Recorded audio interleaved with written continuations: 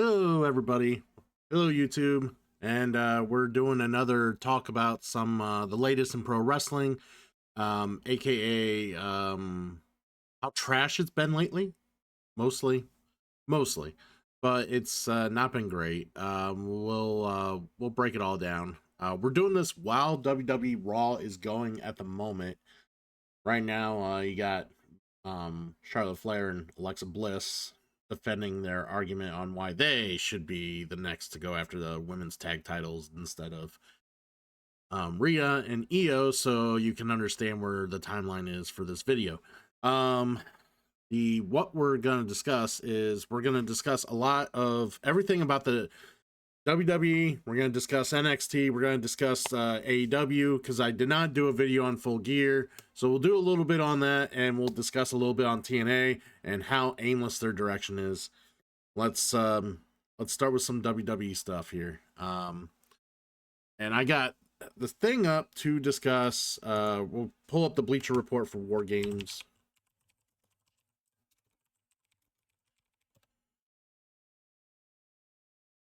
I always like to see what the Bleacher Report grades shit as we're also discussing shit. All right, so the other night, WWE War Games happened. I watched it last night, and was gonna try to get the video out last night, but things happened. I got distracted, and we just didn't do it. But we are gonna talk about it now. So I'm gonna flat out tell you right now, this show made WWE seem like WWE. Add some W's after the, because this product was crap. This show was boring and uninteresting. And I swear, like, I feel bad. I feel completely disgusted and bad for every single person who feels the need to pay the money they're paying now, whether and we're talking for the people in the US for ESPN Plus and whatnot, all the high premium price they're paying to watch this product on the PLEs on ESPN. Because if you're paying that much money and this is what you are getting, you have righteously overpaid. This is not good at all. I absolutely thought this was probably one of the worst events of the year, if not close to it. Between all the major brands, and this is including TNA PLEs, mind you, or pay-per-views. So let's discuss the women's War Games match. Wow, they graded a B. I would have graded a lethargic C-, like maybe a D. The C- is a good grade for this, in my opinion. This was very boring. There was no real heat going into this. Yeah, some of the women had disagreements with other women and whatnot leading up to this. You know, AJ Lee and Becky have it out, but in the end of the day, here's the problem. And this has been a problem for some time for a lot of, and this is for companies all around, and you probably have heard other people mention this. They are trying to find reasons to have to fill stipulations as opposed to have reasons to fill feuds using stipulations. So yeah, like it should be, yeah, anymore. They're looking at an event coming up, and there is a stipulation they usually do at said event, and they try to fit any storyline or whatever branches of whatever creative they're doing to mold into the stipulation instead of the other way around, which it should be, and which it was back in the day. But no, instead they're so concerned about having to War Games every Survivor Series, Royal Rumble, when it does, Elimination Chamber when it does, blah blah blah blah.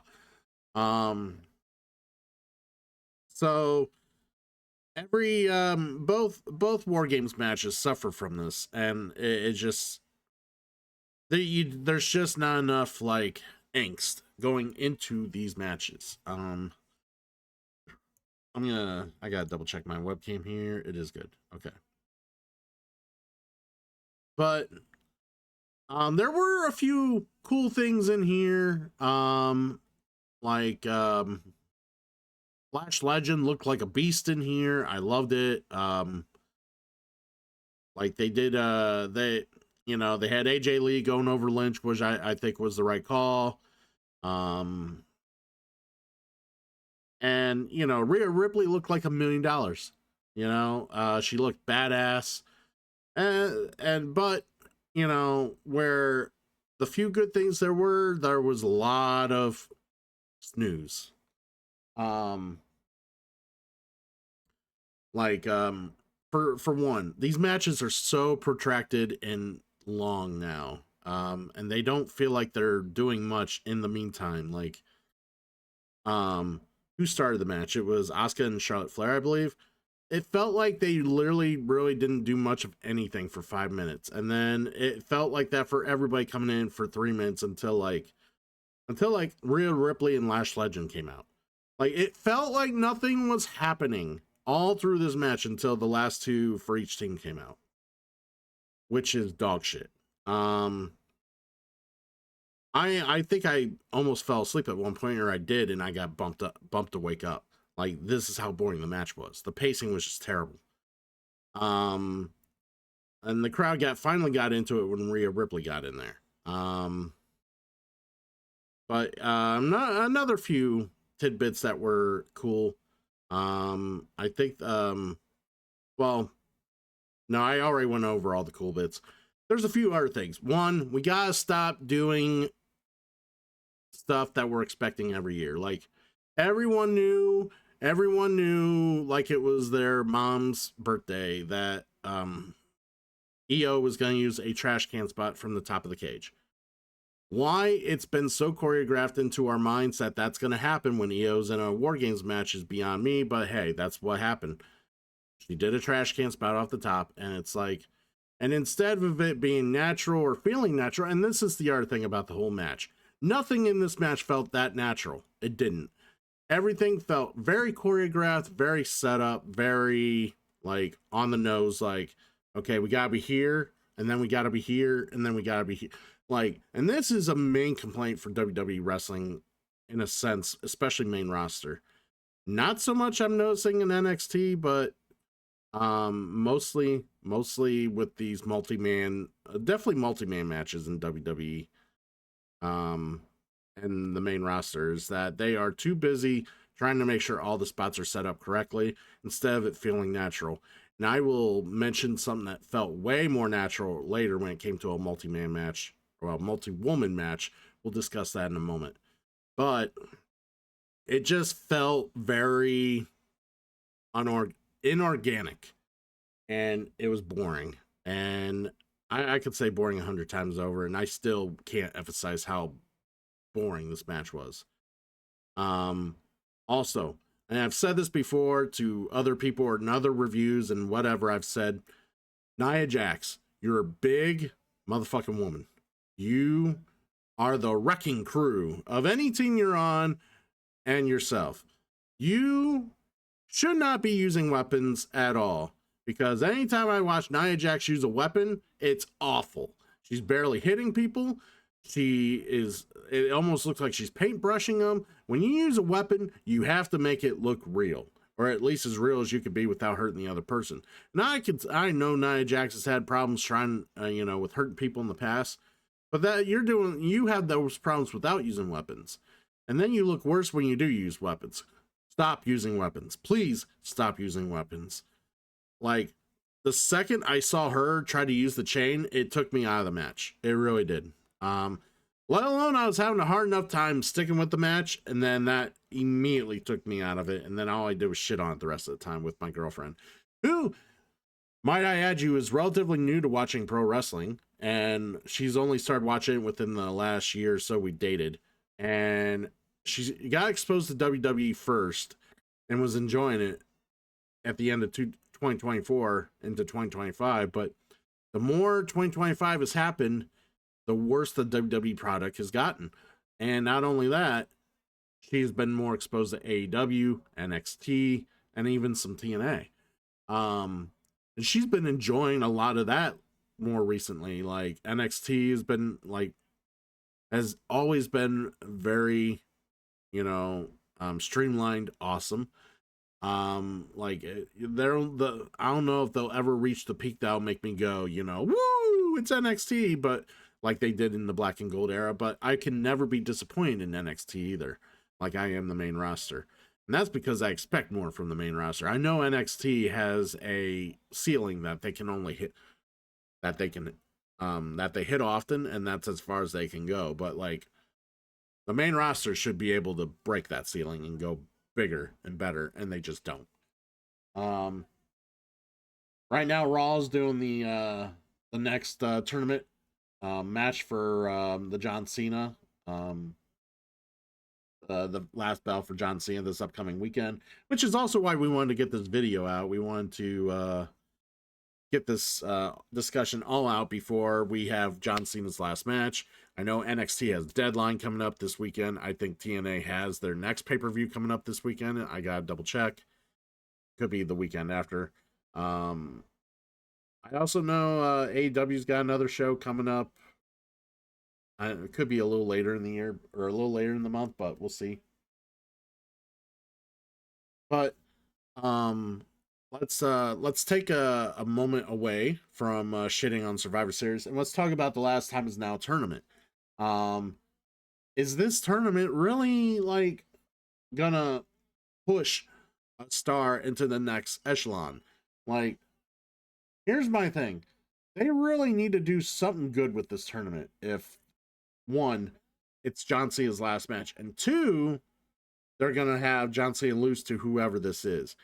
In my mind, you could book it several ways to make something good out of it. Like one, you could have John Cena win, and whoever he beats, like say if it's a face, the face could turn heel and then destroy John Cena after the match. Or two, you have John Cena basically go into his last match and get outrageously destroyed in the ring by whether it's Gunther or I don't know who is going to be who it's going to end up being. Because right now it's LA Knight against Jey Uso. So I guess in this kind of booking theory, if John Cena's going to get totally annihilated in the match, it has to be Gunther.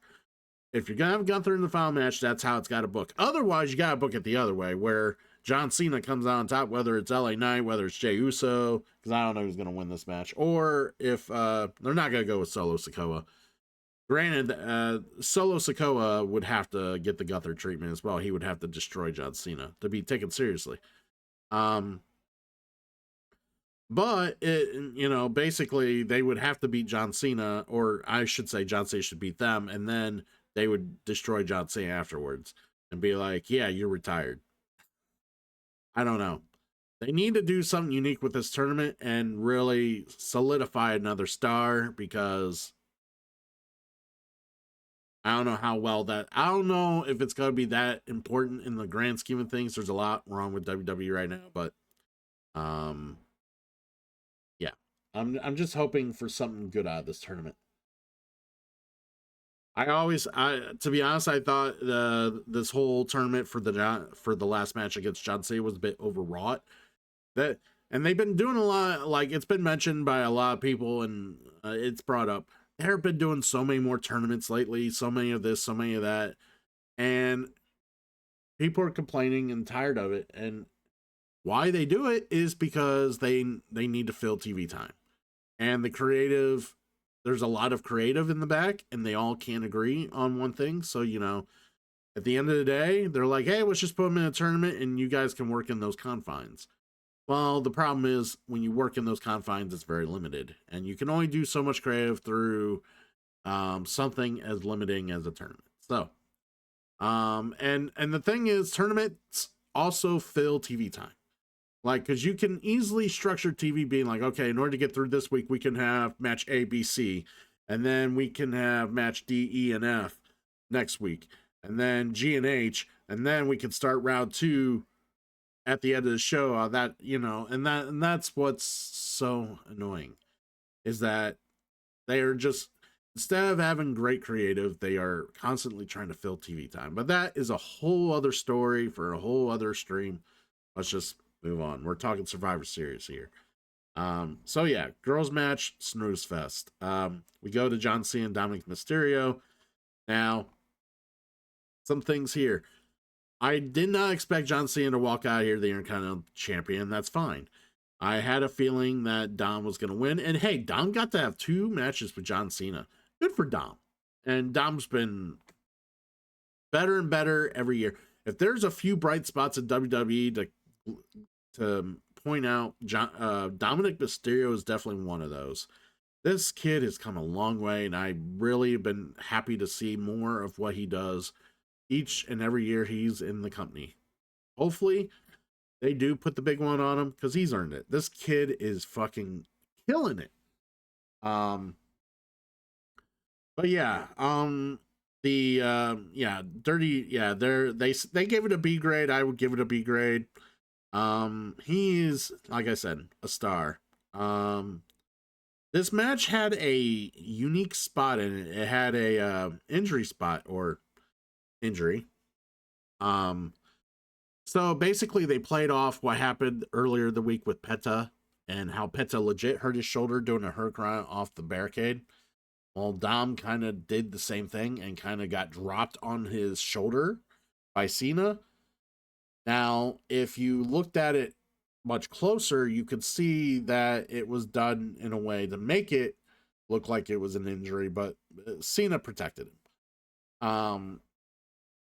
But, you know, it was kind of awkward enough to the scene was awkward enough to where it's like, oh shit, it just triggered what happened Monday in my head. Like, did Dom really get fucked up? Do they need to quit doing the spot? You know.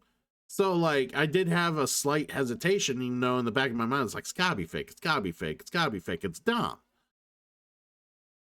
And then John Cena's in the ring waiting, and he gets ambushed by the females of the Judgment Day. Dom comes in with momentum, seeing that John Cena's lying on the ropes, does his stuff, gets the pin, or tries for the pin, and the ref won't count it. Now, to be clear to people, because some people are probably like, why the fuck did the ref not count?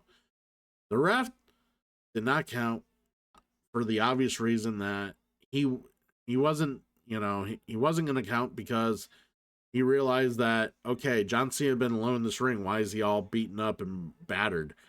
He knew something was up and was not going to count the pin for Dom because he was investigating what is going on and trying to take in what happened. And that's when he decided to throw the girls out. So yeah, he wasn't going to count that pin because obviously, Dom tried to pull a fast one on him. Match goes on. And then we saw JD McDonough and Finn Balor come out, and Super Cena did his thing on both of them, giving both of them the attitude adjustment while they were on top of one another, which is always a good spot to see. Everybody loves that. And then basically Mysterio got enough cheating in because after those 2 members of Judgment Day came out, Liv Morgan returns and basically tries to pull a fast one on Cena, which she did. She slaps Dom, basically making it seem like she's all Camp Cena. She jumps on Cena's arms all happy, and then did the look that Cena gave back before WrestleMania when he turned on Cody. And she went ahead and kicked Cena in the nuts to make him relive his past digressions. Or transgressions, sorry, digressions. Past transgressions. And Dom got the win with all the cheating. Got his Intercontinental title back. And, you know, it was entertaining. I was way more entertained by this match than I was the women's War Games match. And it was a little overbooked, but it was fun. Best match of the night. And B grade.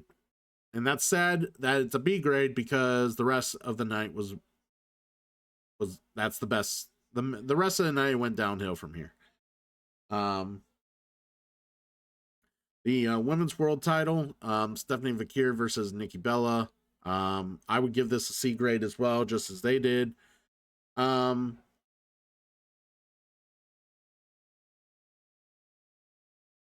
It was a match. There's nothing really to say about this match too much.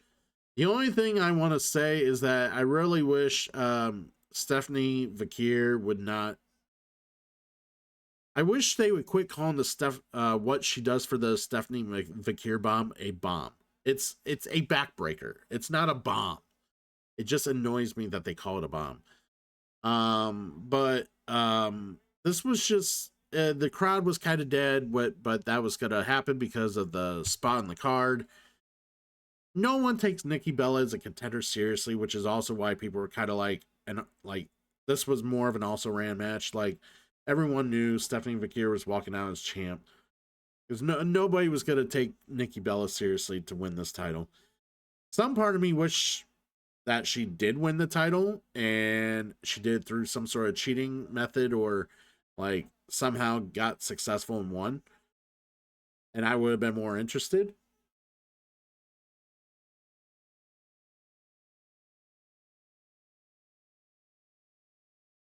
LA Knight just beat Jey Uso on Raw. Yeah. I love me some LA Knight. I really wish they would fucking do more with LA Knight. Yeah. With everybody saying LA Knight. Yeah. Yeah, this is part of the reason why WWE sucks. They don't push the people like, and they push everybody that everyone's tired of. Anywho,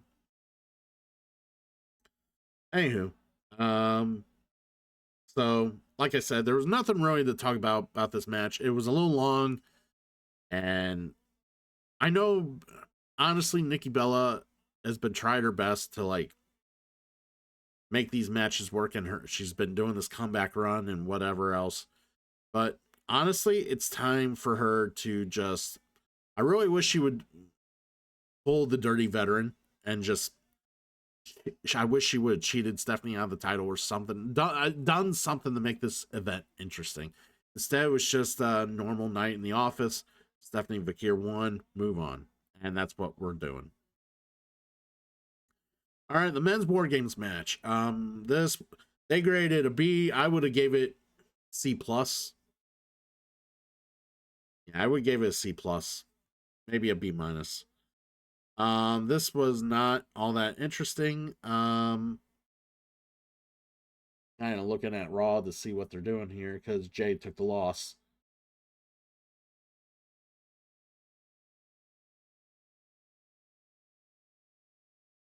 Maybe Jay goes heel. Go heel. Do something. Make writing interesting. I don't know. It'd be cool. He crashes out. Let's see him crash out.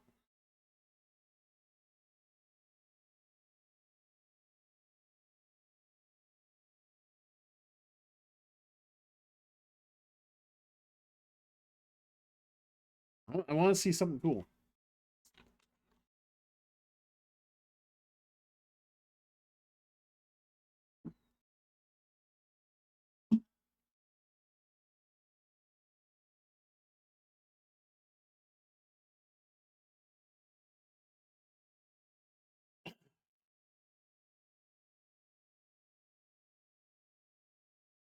He crashes out. All right. That's why I wanted to see he's crashing out.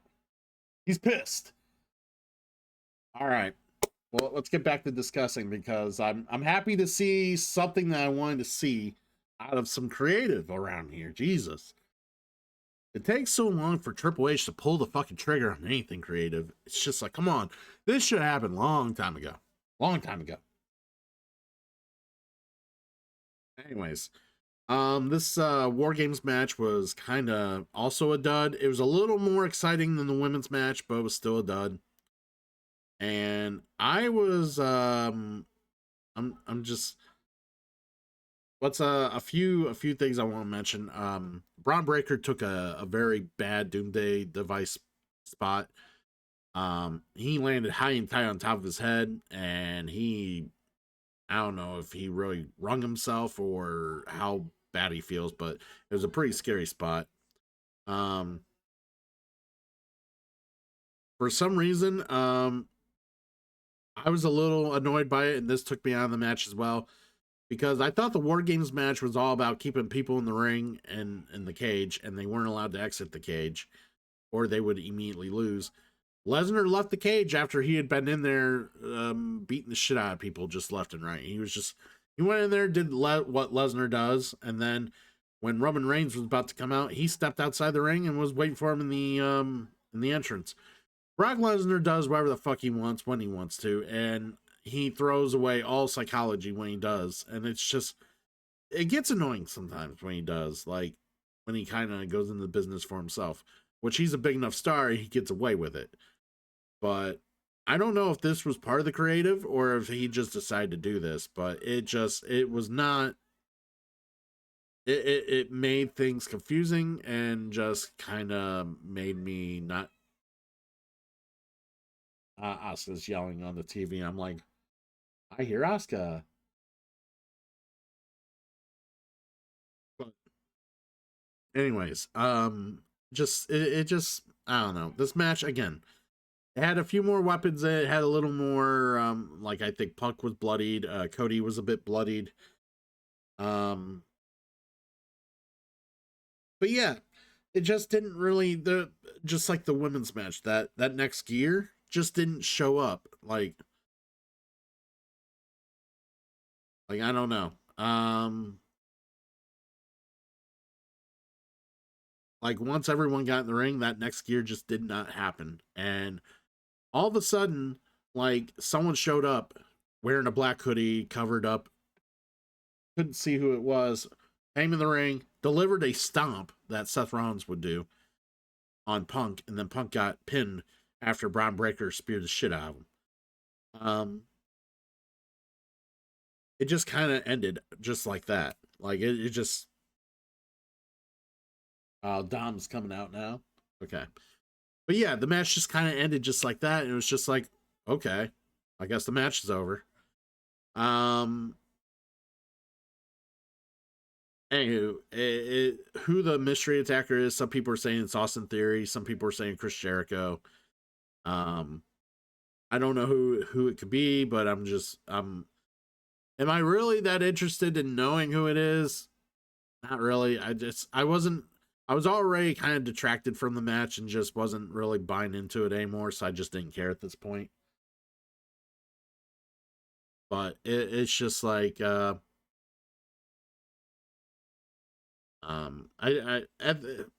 just at the end of the day, I'm just so tired of war games just not feeling like war games. It feels like war games. Like it's just not interesting. And they even say it here. Creative team should consider doing away with war games for foreseeable future if there's not going to be a worthy feud to story or build around it. I agree. Totally. And this is what I said right before we got started.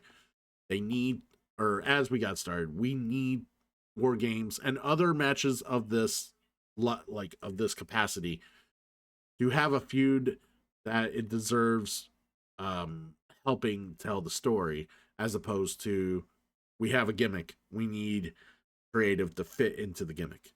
Like, no, quit doing that. That is terrible booking, terrible way to book, and we should move on from that. Yeah, overall, I thought this whole show was probably one of the worst. It was probably the worst WWE show of the year, and probably the worst PLE I've watched all year. In between all the PLEs I watch and pay per views and shit. Um, Again, if you paid on ESPN, I would sincerely get unsubscribe and maybe not watch anymore. This is a waste of your money, everybody. It'll waste your money. At the very least, pay for a VPN and watch it on Netflix or something, because this is not worth your money at all. It just not a good show. So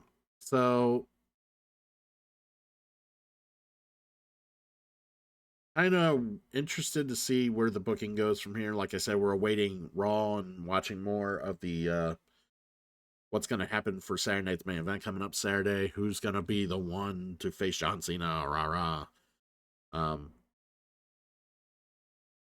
Because I think it is this Saturday, right? Yep, it is this Saturday. But yeah, it just wasn't very good.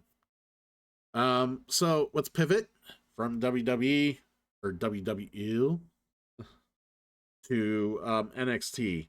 NXT has been pleasing me a lot more with a lot of what they've been doing lately. They got Deadline coming up this weekend. I'm sincerely excited about Deadline. Let's bring up NXT Gold Rush.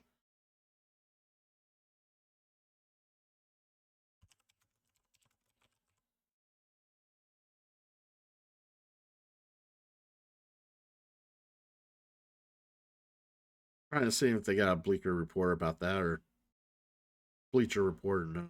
See.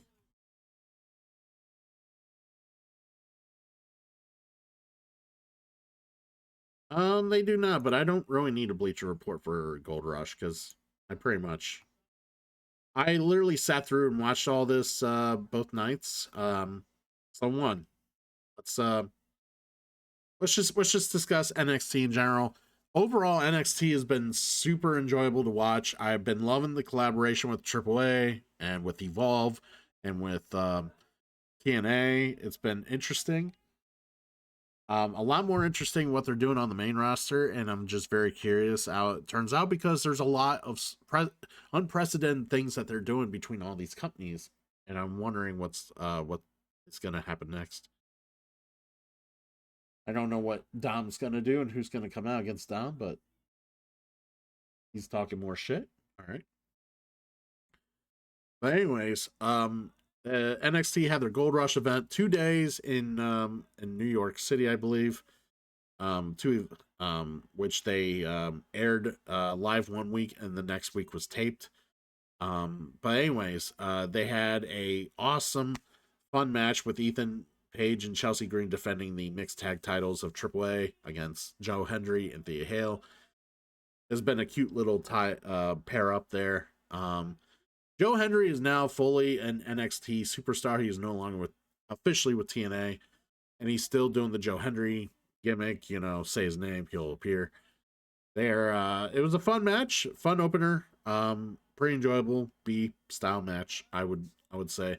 Ethan Page, still, again, I say it all the time. Ethan Page is probably one of my favorite superstars to watch in the modern wrestling right now.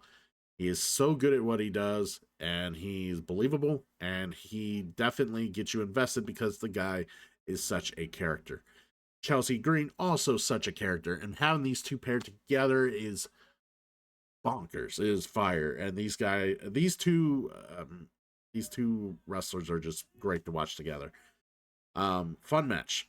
We go to Blake Monroe defending against Sol Ruca. This was a fun match. This is Sol Ruca, oh my god, is by far one of the more interesting women to watch in the ring right now. Blake Monroe can hold her own too as well. She's champion for a reason. Definitely a solid match here. I would say A minus. A very good technical match. Zarya throws in the towel for Sol Ruca as she was basically in a predicament where her knee looked like it was going to break in half, and Zarya knew Sol would not tap. So Zarya threw the towel in. So Sol Ruca did not destroy her career for this match. Liv Morgan just entered the ring, and she's gonna talk more shit and say Liv stuff. All right. But yeah, again, great match. Happy to see Blake Monroe looking good, Sol Ruca looking good. Women's division in NXT, chef's kiss, as they would say. We had Dark State with Lennox and Osiris being as the participants going against the 21 trio of, I say the 21 trio because they're both 21, of Javon Evans and Leon Slater of TNA. Leon Slater is the TNA champion for those of you who don't quite follow. TNA X Division champion. If I so, anywho, these two paired together create some magic. They are very enjoyable to watch together. Leon Slayer is by far one of the best talents in TNA right now, and he's been getting a lot more looks in WWE as of late, and rightfully so. The kid is highly tutored by AJ Styles, by the Hardy Boys, by a few others legends that have worked between both companies. Leon Slater is definitely a mainus, kind of like Javon Evans, young, ahead of his time, because ahead of their time because they are so young, but yet they are prime and could be the main event right now. But yeah, the tag match was what it was. I would give it a B plus. It, you know, Dark State basically overcame the two with the numbers game, but they won. It was a good match. Now, the last match of night one, JC Jane goes against Tatum Paxley. Tatum Paxley was the NXT Women's Champion, and I say was because JC Jane ended up regaining her title from Tatum Paxley. Tatum Paxley, I never really knew what to think of her as she started getting like as she was like in all these different like 2023 2024. I wouldn't know wasn't quite sure what to make of her. I just felt she was never gonna get past this like enhancement talent phase that she was in for so long, and she really showed up this year, and I really love what she's been doing, and her character is very layered, and I really like what she's quite the character. So I really was hoping that she would have a longer reign, but for story's sake, she's obviously Izzy Dame, and the Calling, who she was alongside with, cost her the title. Izzy Dame booting her in the face, which causes JC Jane to get the title back.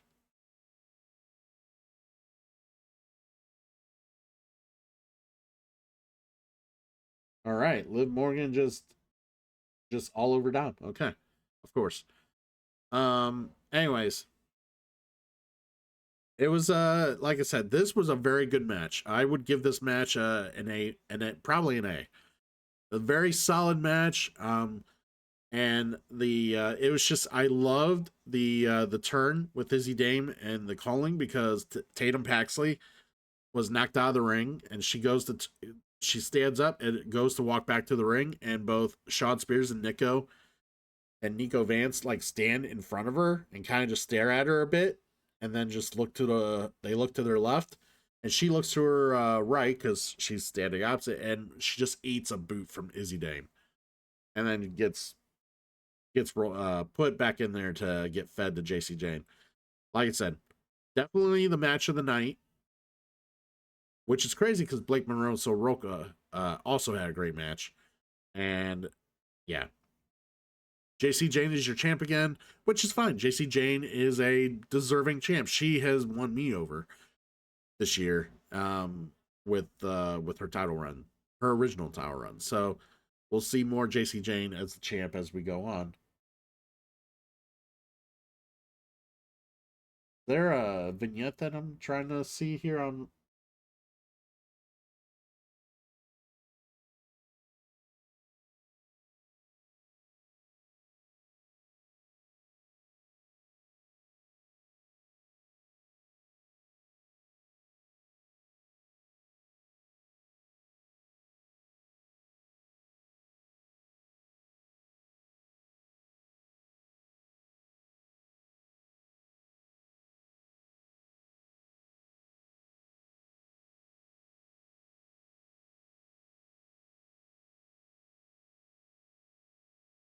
What is this vignette we're watching? Is this Nat? Is this Natty?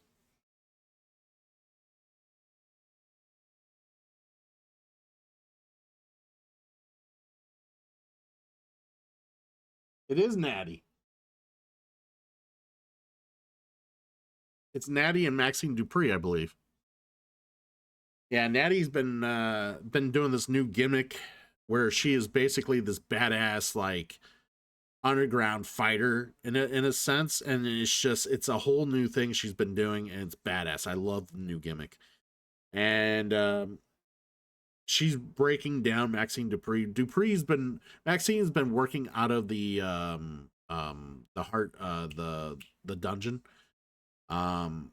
So she's been getting a lot better in the ring and whatnot, and it's been showing. And she's the current Intercontinental Champion. She's earned it. But yeah, I've been liking what they've been doing with that, and I hope they kind of um get more payoffs with that, both for Natty and for Maxine. But anyways, going back to NXT, um, week 2, which was this past week, they basically showed off more TNA and more Evolve stuff here. We had Jackson Drake defending against Shawn Legacy. If you haven't watched any Evolve like I have, this was a very good look at Jackson Drake, Shawn Legacy. This match was very good. Like a good solid match, B plus. And I give it a B plus because it was a nice, quick, like back and forth match. They both show that they're very, very technical savvy in the ring. Their characters seem interesting as well, but like I don't know much about the backstory. Hence why I'm only giving it a B plus. It's not like it was a super big epic or anything, but Jackson Drake won. Yeah, definitely an interesting gimmick watching 3 boys who basically play on their phones. They look like, you know, your typical douchebag, like if you could think of 3 guys who you think are just walking the streets being complete douchebags in like the frat houses and shit like that. These 3 look the part. So um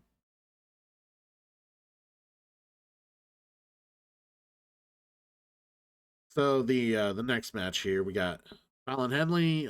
She beat Zarya for the Speed Championship. Now, here's my one main complaint about NXT right now. And it's not so much what NXT is doing, it's more because they were handed this title and told to do something with it. Now, WWE was doing uh, these speed shows on Twitter or X or whatever, where people wouldn't have to spend so long to watch a match, and these matches would be 3 minutes or less, or 5 minutes if it was a title match, and could watch them on Twitter. And there was a speed males champion, speed female champion. Now, I've said before on this channel and what my complaints about the concept of the speed championship and the speed matches.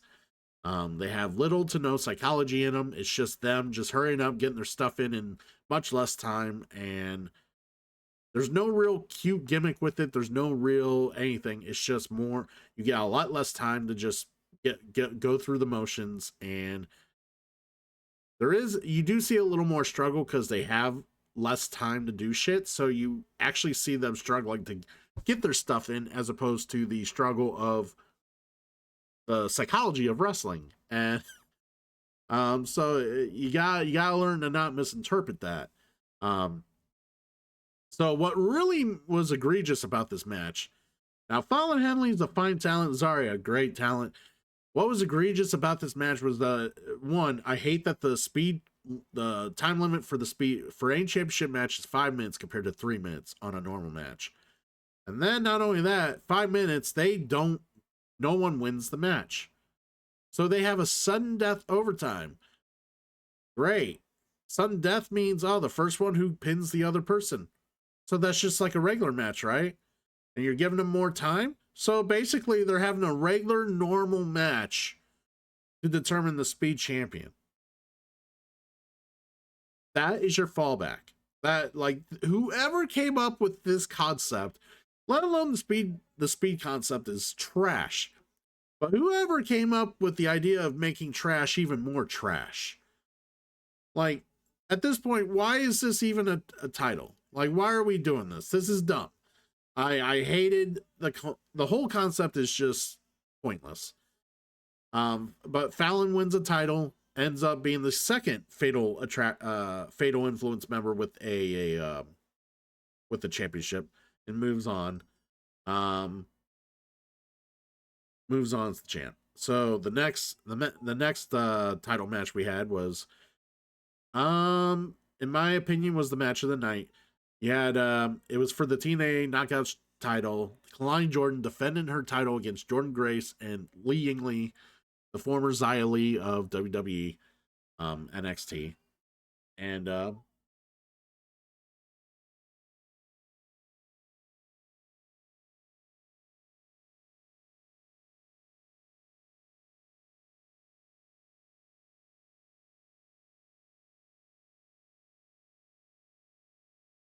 the New Day is actually doing something. They're going for the tag titles. Okay. AJ Styles and Dragon Lee. Yeah, that's right. They are the champs.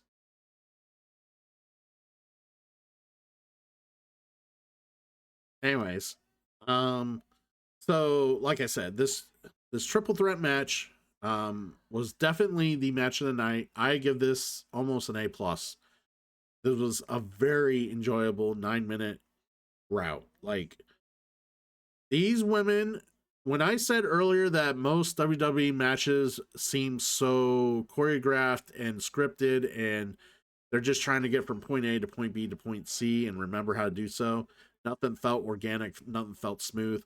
This was the complete opposite of that. Everything about this match felt so natural and so real, so organic. It just felt everyone was just spinning on all cylinders. They were all comfortable with each other. It didn't look too scripted or choreographed. It was very well done. This match really entertained me, and it showed the best of what these three could offer in a match together. And I was so thrilled to see Li Yingli win the title back for TNA. Not just because I feel the title should go back to TNA, but because, in my opinion, I feel Xia Li got kind of got snubbed in WWE. They just never gave her a fair shake, whether it's a shit gimmick or they just decided not to push her or whatever reason. Whatever the reason, Yingli never got an opportunity that she should have gotten in WWE to be bigger, and this was nice. This was definitely a good coming out of who this character is. She doesn't have to be the stereotypical Chinese warrior. Yeah, she does represent a warrior mantra, but she can also be a normal human being too in backstage. And that is fine. That is very on board with today's standard of accepting reality within a like in a wrestling construct. Like, yeah, Li Yingli does not have to act like a Chinese person from the 1800s or 1900s, you know. She can be a modern day person who of Chinese descent, just casually watching TV at a rival as they're in the ring. And then next, and you know, when she goes out to her entrance, she kind of performs her warrior ritual. You know, that's fine. That's all she had to do because no one else is doing it. And then she could also display a little flair and character, then which is what she's been doing in TNA. They are letting her be her, and it is awesome. Lei Yingli is one of the more interesting talents in TNA to watch right now. I've been very pleased with what I've seen out of her, and you know, kudos to her winning. Lonnie Jordan was a great champion for TNA. It helped her heel turn transition, which she's a great heel right now. I've been really enjoying her heel work. And Jordan Grace, unfortunately, is always the great, like, she always seems to get into these blood feuds, whether it's Kalani Jordan, whether it's what's her name, Blake Monroe, and whoever else. Like, it always seems like that everybody takes super offense to Jordan Grace when she's around. So I don't know, but it's fun. It's fun to watch, and I'm glad this match was on the card. Super awesome. Next, we had the Evolve Women's Championship. We had Kendall Gray, who I don't know much about or didn't really see much of. Paired with Renzo Claire of the No Cord Catch Crew. She defeated Laney Reed, who was the last Fatal Attraction member to try to get a title. Kendall Gray has this whole gray area thing. I don't know. She wears gray. Gray's in the name, so I guess she's been working this whole thing. She's a former amateur wrestler, I think, or has amateur wrestling background. I don't know. I think that's what they said. But she looked great in the ring. Hopefully her character also comes out as well. Like she seems um she seems like a very confident character right now. And it's I want to see more. I want to see what they can bring out of her. I guess Charlie Dempsey showed back up and helped them out with the win because Fatal Attraction tried to interfere with the match as per usual. But Kendall Gray came out on top. It was a fine match. I give it a B. It did what it needed to do, and we moved on. The final match is basically it determined the last man in who's going to be in the Iron Survivor Challenge for Deadline. Now let's talk about Deadline and Iron Survivor real quick before we talk about the final match here. So for the women, we got Iron Survivor participants. So if I remember right, it is Kalani Jordan, Jordan Grace, Kendall Gray, Sol Ruka. There was one more person for.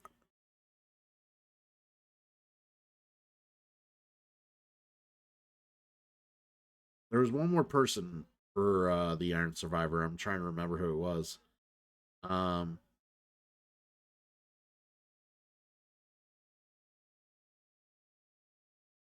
yeah, I can't remember who it was.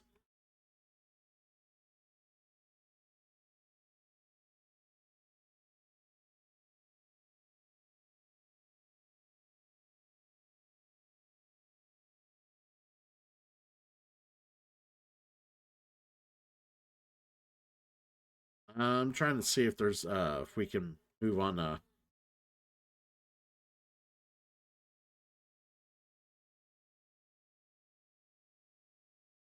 right. I can't remember who the last girl is for Iron Survivor. Hold on.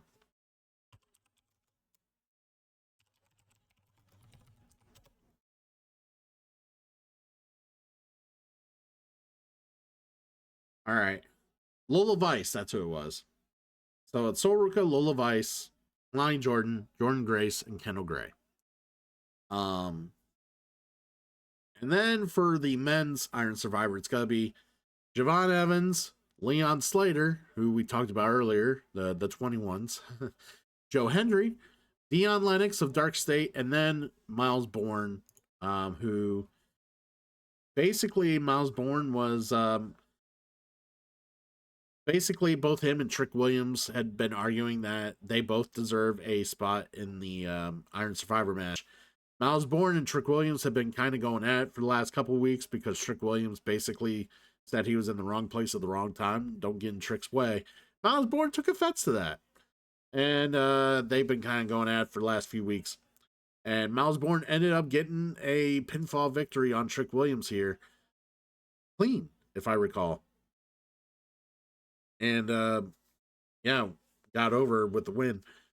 So Miles Bourne is also in the Iron Survivor match. I'm a fan of Miles Bourne. He's legit deaf, and he's got a body to him, got a personality. Hopefully, it keeps evolving. It's good for now, but I hope it keeps evolving. Also for the upcoming Deadline, we also have Ricky Sates defending against the returning Obafemi. We saw a promo between the two during one of the Gold Rush nights, and it was good shit. Obafemi basically told Ricky Sates that Daddy is returned, and Daddy is gonna take back what is rightfully his, and that's all well and good because yeah, I think Obafemi should just be the champ again. I mean, I enjoy Ricky Sates, but I can't see Ricky Sates beating Obafemi unless he cheats and goes heel. So which he should, because Obafemi will never be a heel.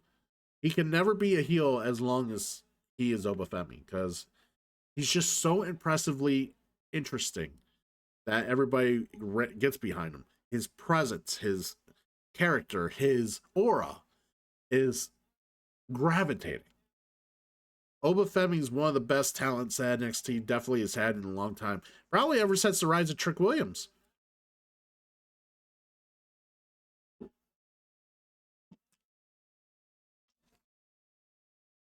I mean, don't get me wrong. You got a good roster of women's wrestlers on NXT, but there's not one woman that just stands out so much because of her aura and her uniqueness. I mean, Jordan Grace tries to be that, and it just kind of doesn't, it isn't the same. And on Raw, AJ Styles and Dragon Lee defend and keep their world titles, world tag titles. All right, so yeah, that's kind of the discussion with NXT. It's been real enjoyable. For those of you who don't watch NXT, you should. It's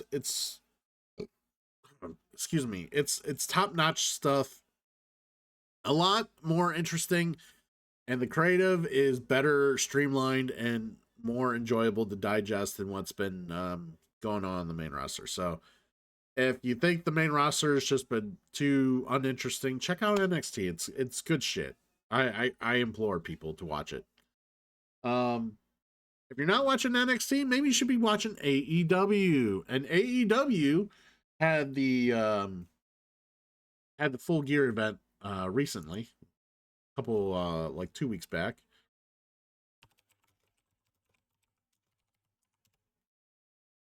We'll get the Bleacher Report.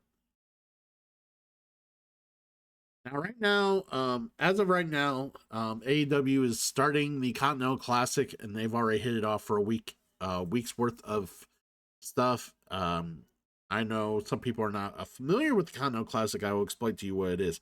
It is a round robin tournament style match. So basically, they have two divisions, six wrestlers in each division, and they basically wrestle each other in pairings. And basically, each wrestler wrestles one another, all of them, in the same division. The best record in each division then wrestles the best record in the other division. And the winner of that wins the Continental title. This is the only way that the Continental title is usually defended in AEW, outside of a rare instance where it gets unified or it gets. So, and we'll talk about that in a moment because that's kind of confusing.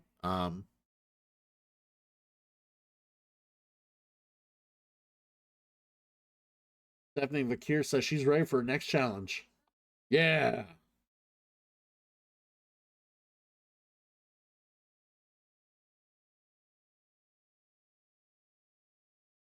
And Liv Morgan's in her face.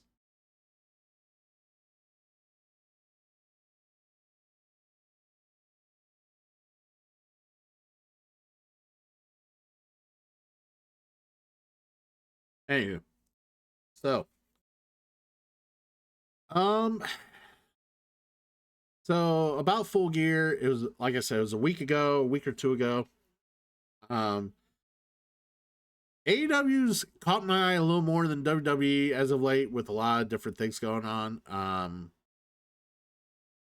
not going to talk about the tailgate brawl because, well, I don't really care about the tailgate brawl. It just wasn't. I don't watch the pre-show, but they they did the thing again where they have the last match of the tailgate brawl bleed into the start of the show. Well, where the match going on was for the CMLL World Trios Championships. El Sky team defending against the Don Callis family. So you had Okada, Takeshita, and Hechicero going against the El Sky team, which the El Sky team is Mystico, Dorada, and Neon. Mascara Dorada, who is the former try to think of his name in WWE. Sorry. This would be in my head any other time.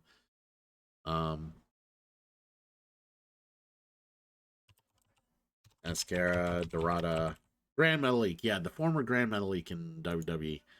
and he's been kicking ass. Dorada is also in the current Continental Classic right now as well, so which is pretty cool. But they defend the titles against the Dalcalis family. Okada and Takeshita just not getting along. Of course, they've been dragging that out a bit. But in the sense, it's hilarious every time Okada gets the best of Takeshita, and vice versa. I can't wait for these two to finally clash and go against each other. It'll be great. But as of right now, let's talk this event. The match was, we bled into the match, and from where we started into the end, it was very awesome to watch. I would give it a B plus. Sure, B plus. That's why I would give it. It was fun to watch, and it really gets you into the action early. I'm gonna take a cough drop. My throat's being a little itchy. I do apologize. It's a lot of wrestling. I haven't been on to talk enough, and there's a lot of wrestling to cover, especially with all the recent shows and what have you. So, um, so Darby Allin went against Pac at the start of the show, the real start of the show. This was a very enjoyable, solid wrestling match, and fucking Pac looked like he was killing Darby Allin throughout most of this match. They had some very interesting intros. The crowd chanted, "You can't kill him." Yes, they did. Pac was doing some really sick looking spots to Darby. We're talking, this is just a wrestling match. And he was really making Darby look like he was in a lot of pain. But it really made Pac stand out, and very, like I said, the match was very enjoyable because while Darby took Pac's offense and made it look like $1 million, Darby also got some offense in. It was a little more back and forth than it sounded, but Pac did get the win. But yeah, as they were noting, Pac got a win against someone Jon Moxley could not beat. And that was yeah. Not only defeated Tommy in AEW, but did what Jon Moxley could not. Yeah, that is a very important thing to kind of think about when it comes to the storytelling. But yeah, overall, very enjoyable start of the event. I was very pleased. We move on. So they had the four they had the four the teams that are they've had this women's tag title tournament going on for some time now. The remaining four teams, they basically put them all in a fatal four way, and the winner of the fatal four way would get to pick the stipulation of their match. For the next round of the tournament. And this was honestly nothing to really talk about much here. Just a pretty busy fatal four way match for the women. It's just a way to highlight the women on the card, basically. And Storm and Mina end up winning the title, or winning this match, so they can declare what the upcoming stipulation is going to be for the tag tournament for their next match. But yeah, so yeah, they call themselves the Timeless Love Bombs. This, like I said, nothing to write home about this match. It was fine. Didn't need to be on the card, honestly. This match, like the one big complaint about AEW pay-per-views, that they're way too long, and they are. Most of the time, I can't watch them without taking a break. But yeah, this match could have not been on the card. We've been fine, but either way, it was there. Timeless Love Bombs win, and they mentioned on Collision this Thanksgiving that the match was gonna be a what did they say? They called it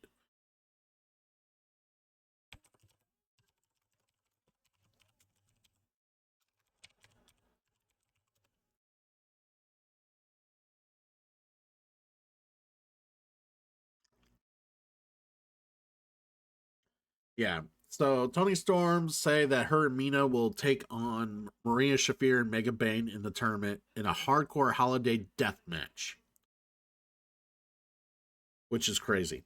So basically, I would imagine that you take all these awesome Christmas decorations that and use them in a deathmatch style. So bulbs, lights, tinsel, um, blow ups. Yeah, who knows what's all gonna what they're all gonna use in this death match, but gonna be festive.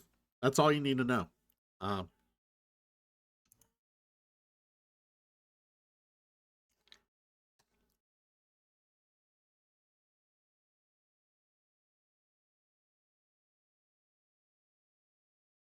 so Paul Heyman's coming out. He is coming out with not only Braun and Braun, he also has Paul Logan's or Logan Paul. Sorry, I said Paul Logan. He still also has Logan Paul in the Vision. Is he fully in the Vision now?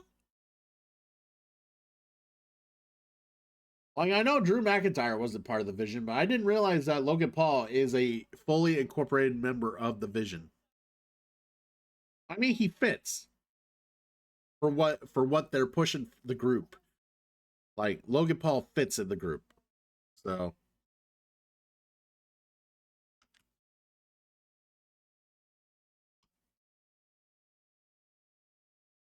all right. So back to this. Um, World Tag Team Championships, Brodito and FTR. I thought this was going to be the match of the night. It While it was a great match, I would give it an A as well. It actually wasn't quite the match of the night for me, but it was still a really enjoyable match.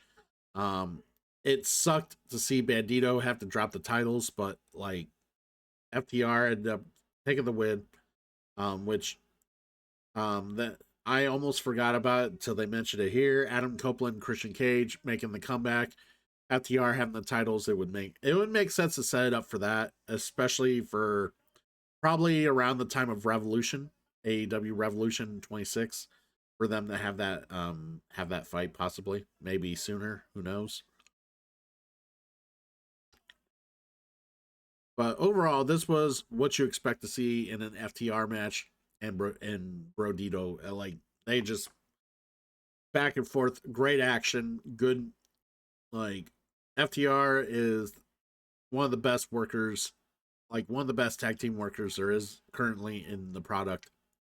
And Brodito had a great title run together, and hopefully they don't just fully split up after this.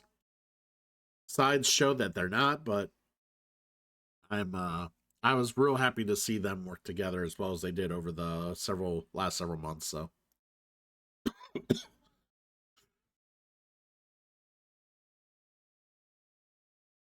the national championship casino gauntlet was very enjoyable. I really This was probably one of the more enjoyable casino gauntlet matches that I've ever seen. Um, Usually they kind of suck, or they're just kind of lackluster, or they just. But they did a lot of cute spots with this gauntlet match that I really had a good time with. Um, like they started with Shelton and Lashley, who I mean, they're both in the hurt business, so why would they really attack each other? They just waited until the third person came out, which was Ricochet, which was hilarious because they've had their beef together. Um, so it was this whole match back and forth was just great. With all the different people in it. Um, Mark Davis looked real good in this match. He just I don't know why they don't push him more. He's so fucking enjoyable to watch. Like if he did that every match, what he did in this, I'd be all for watching more Mark Davis.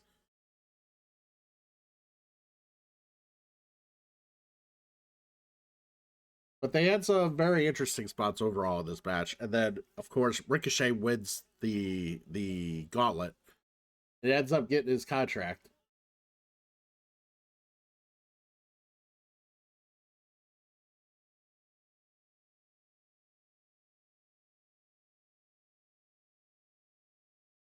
So Braun Breaker basically called his shot against CM Punk, is what I heard.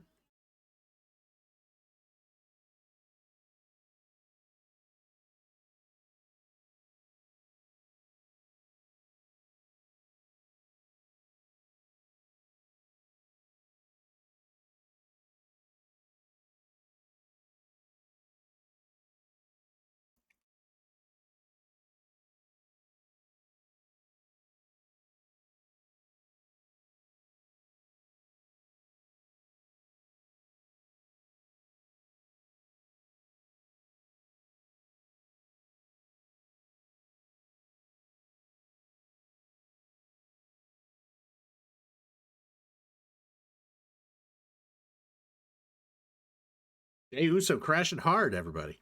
Anyways, um,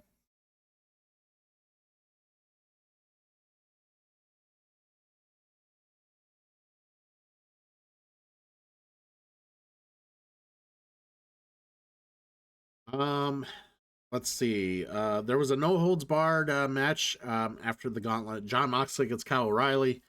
Um, Basically, Moxley wanted to get his win back against O'Reilly after O'Reilly made him tap in Blood and Guts. And it had to be a no holds bar because I don't know why the hell not. Um, but yeah, it was both. It was a hardcore technical battle, as you could say. It was a very enjoyable battle. O'Reilly defeating Mox by submission. There was some forking involved, lots of forking. Um,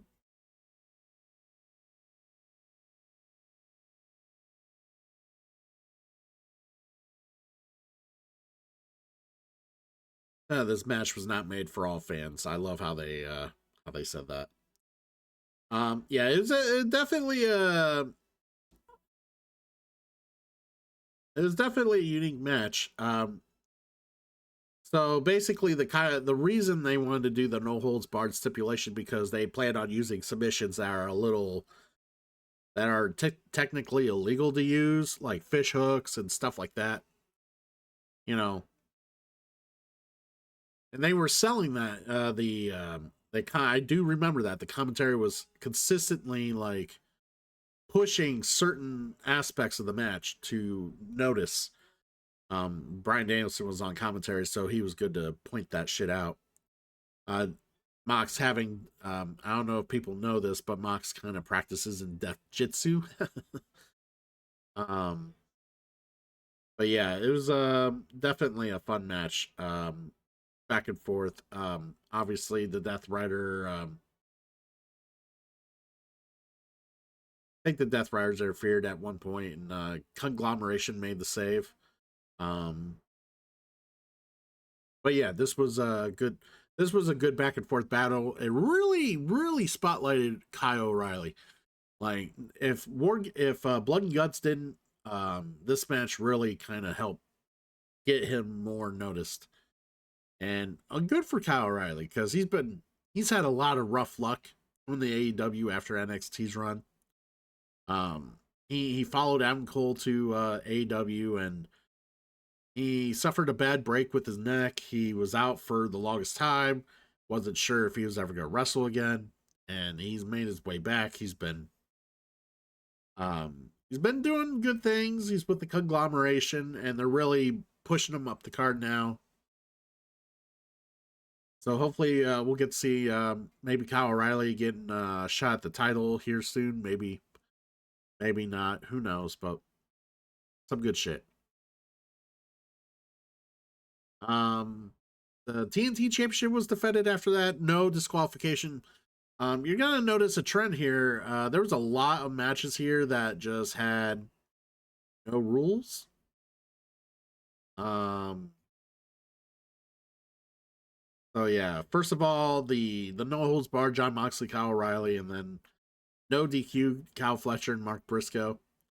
These guys have wrestled each other several times by now and have, you know, I think the like while there was some insane, there was a lot of crazy spots in this match that they teased or tried to do. Um, it was just fun to finally watch Mark Briscoe win the TNT title. Because it's always good to see Mark Briscoe finally be victorious when it comes to the tragedies and the um um where the world pushes back against Mark Briscoe. It's just it's just very very awesome to see when he finally overcomes all the adversity. Um but yeah, I don't know. I do feel like this match wasn't as good as say the match prior with all like there was blood flowing in this one too.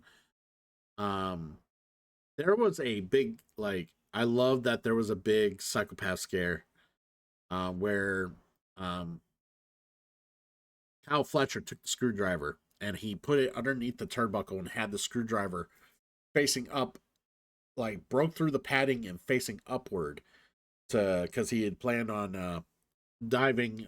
He had planned on drilling Mark Briscoe's head through the screwdriver while doing the brain buster on the top bunkle.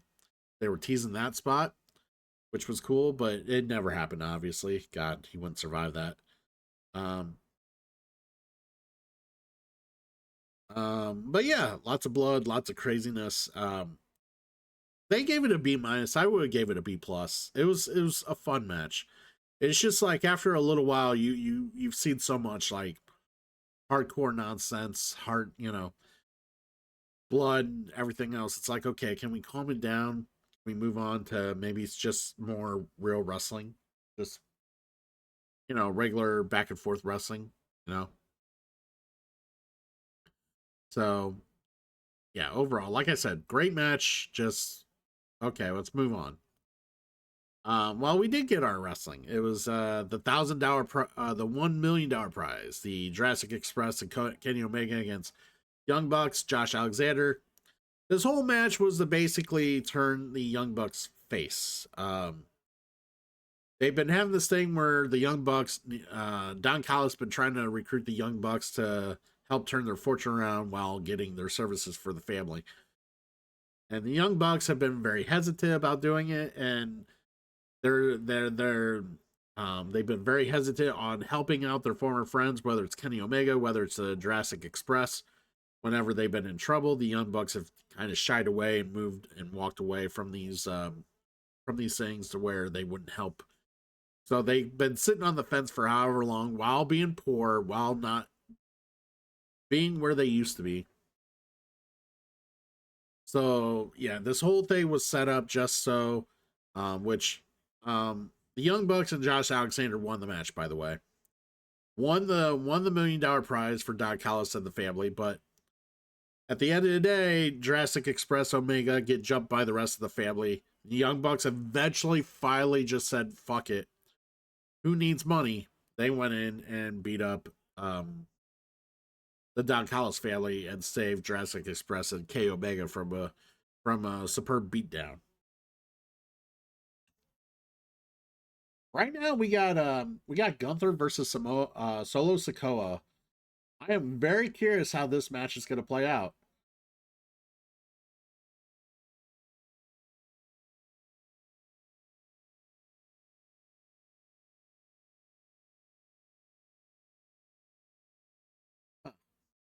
It's just weird to see these two wrestle each other, especially given how they're both heels.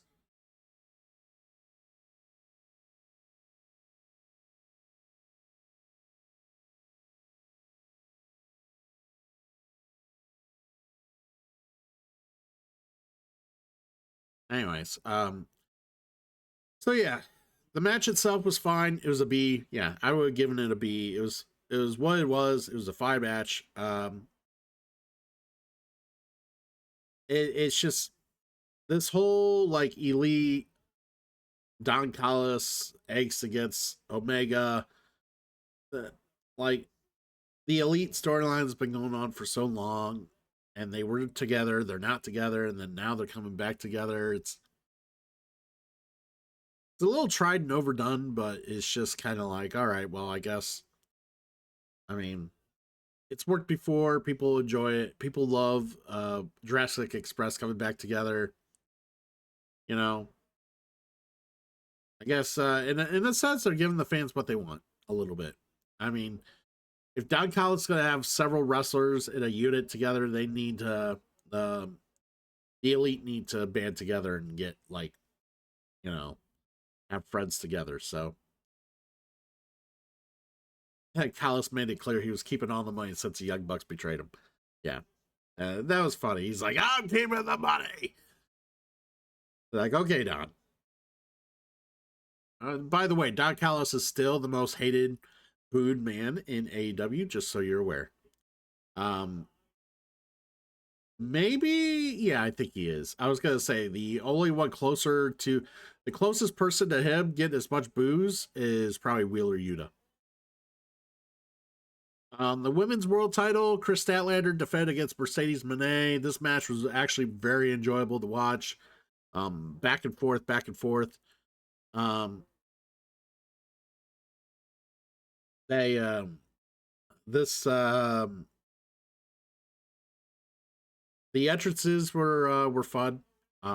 Definitely. I really love Chris Statlander's like rocket ship entrance where the pyro came down and then there's this rocket ship there and she rolls out the door seamlessly and just gets on her feet and acknowledges the alien has come to defend her title, which was super cool. The But yeah, overall it was just back, like I said, it was a very good, strong back and forth match. Again, that's the thing about AEW. They're gonna deliver in the ring. And they're gonna show you the struggle. They're gonna show you you know, some definitely deliver on what you expect to see in a wrestling match. So if you want to watch good wrestling, this is where you're gonna watch it at. So yeah, they delivered by far. I make it seem like I don't quite remember everything about the match, but I mean, I remember it being enjoyable.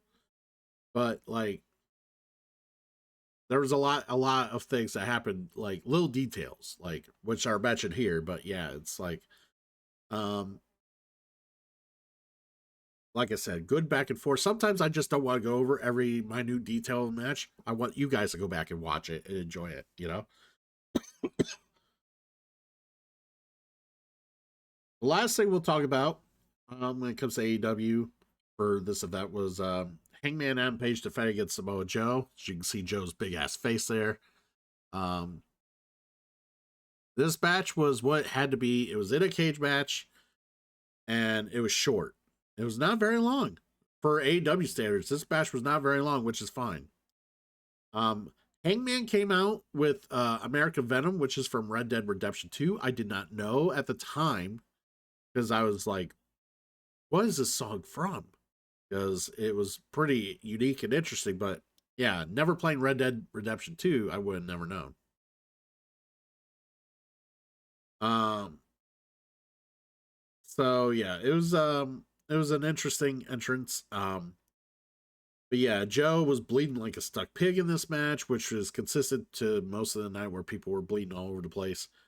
Um, but yeah, there was a lot of interference. Yeah,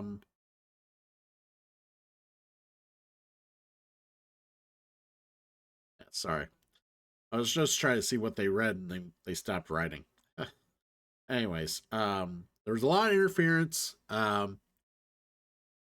And someone asked like, how's Hangman gonna do his Hangman like buckshot lariat if the cage doors, if there's a cage? And I said during the match, like, Hangman's gonna probably have the cage door open at some point, and then he's gonna do it there, which he did. I called it. He did do it at that spot. Where else would he fucking do it? Um, and despite all the craziness and the interference, Hangman looked like he had Joe beat.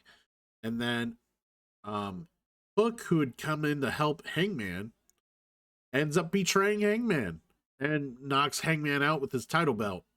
And Samoa Joe won the fucking title. So Samoa Joe ended up winning the championship and showed basically showed who's the man. Now that and that the ops never lacks. So yeah, now you got Joe surrounded by Hobbs, Shibata, and Hook. And it's like it was nice to be surprised a little bit because I did not expect Joe to win this match. I figured Hangman would somehow win, but yeah, Joe winning the match was super cool. I was happy with that, and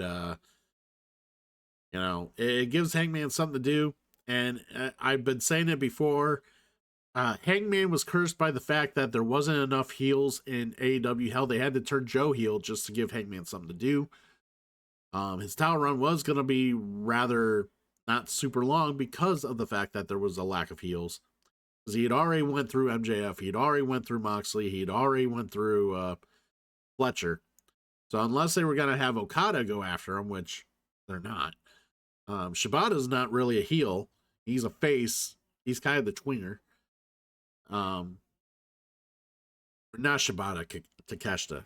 Sorry, I'm again sorry. So Takeshita being the tweener, and none of the other heels that are super elevated to the main card, I don't think are ready for the main event yet, or they're just not. You know, there's just no one there. Like they just didn't have anybody. So I figured again, like I was, I wasn't expecting Joe to win, but I really didn't know what they were going to do after Hangman beat Joe here. Now the script is flipped. Hangman has to go after Joe, and even if Joe gets through Hangman, he's also now got to get through Swerve. Swerve came out to help Hangman after Joe's title win, and it was good to see Swerve back. Swerve looks more menacing and intimidating as ever. I've been loving Swerve Strickland in AEW. He's been super like A+ talent for the company. I can't wait to see more of what they do. This week they've been basically going after the ops and showing the ops that they will murder the ops, that they are violence together, and it's good to see. It's good to see both of them team up and work together. Given the feud and the blood that they've caused against each other, they were one of my favorite feuds of the last decade, Hangman and Swerve. So definitely, I'm looking forward to seeing more of what goes down between those two and the ops. But yeah, this was a very enjoyable match overall. Um,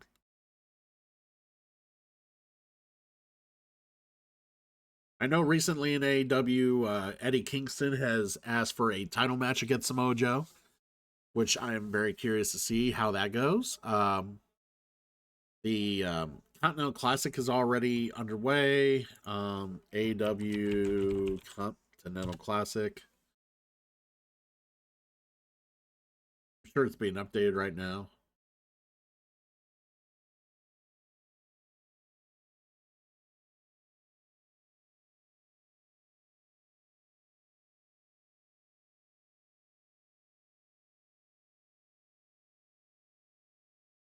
So as of right now, the Continental Classic, like I said, in the Blue League, you got Claudio Castagnoli, John Moxley, and Takeshita with 3 points each.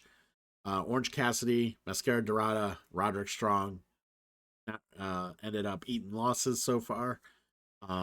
Gold League, you got Kevin Knight, Kyle Fletcher, and Pack with 3 points, and then Darby Allin, Speedball, and Okada eating a loss on their end. Like I said, it's a round robin event that they're all gonna wrestle against each other within their division. Best of each division goes against each other. It ends up being the winner of that ends up being the champion. Um,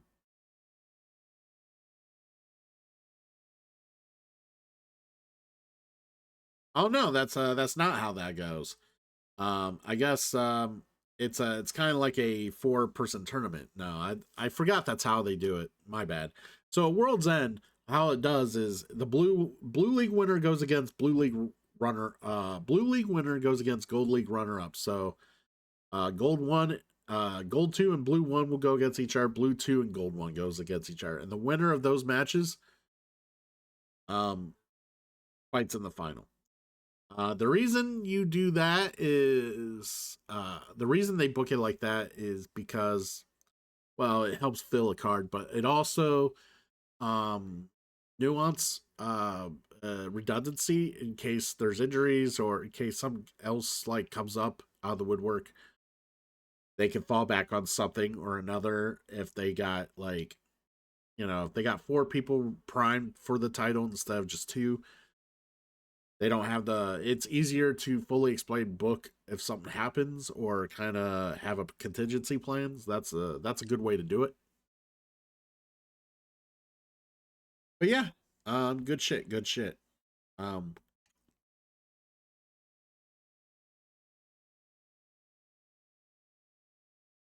So yeah, overall, uh, was there a winner of that Gunther match? I didn't really catch if he won or not. Oh well. Um. Anywho, that's enough about AEW. The last thing I want to briefly mention a little bit is TNA. Let's go over some TNA.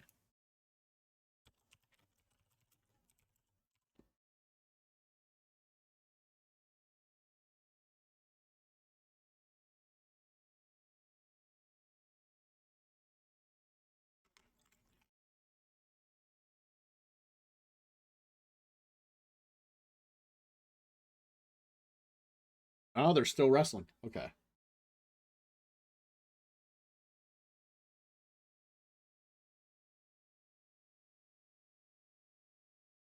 That's not the final resolution I want to watch, or I want to look at. 2025.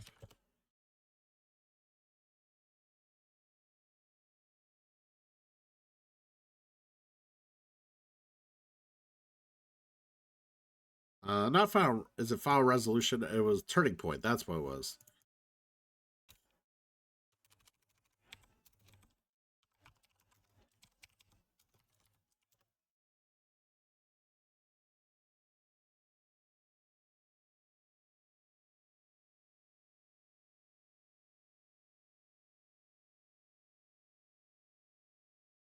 All right, so we got Turning Point. I did not watch the countdown.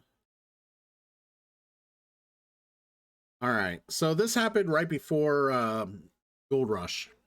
So just so people knew, because Kalani Jordan was the Knockouts World Champion prior to at this event. So why we're going to talk about TNA is that TNA did something very egregious. So they had the whole build up. They've been working with NXT. They had to build up with Mike Santana, building and building him to be this main event star. They had Trick Williams as the champ, and they finally have Mike Santana go over Trick Williams and become the TNA champ. All right, well, cool. Then they take like 3 weeks off television for whatever reason. I don't know what it is to this day why they took time off. But then they come back and do an Impact the day before their next pay per view event, Turning Point. Um, and basically they use that Impact to basically set up Turning Point. So at this point, it's like, why did they even bother with Impact? Like, just do Turning Point and make Turning Point a 2 night event. But whatever, it just made no sense. But they went ahead and did that. Damn, these guys are beating the shit out of each other. Sorry, I'm distracted by Gunther Wayne Lace's solo here.